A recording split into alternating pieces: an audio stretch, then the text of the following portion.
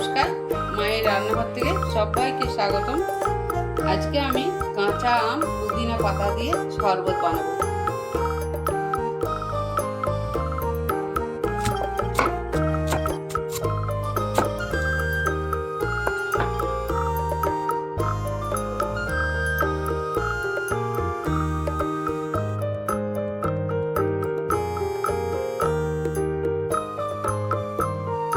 কাটা হয়ে গেছে আমগুলো, আমি ঠিক এইভাবে ছোট ছোট করে কেটে নিয়েছি, তাহলে পেস্ট করতে সুবিধা হবে।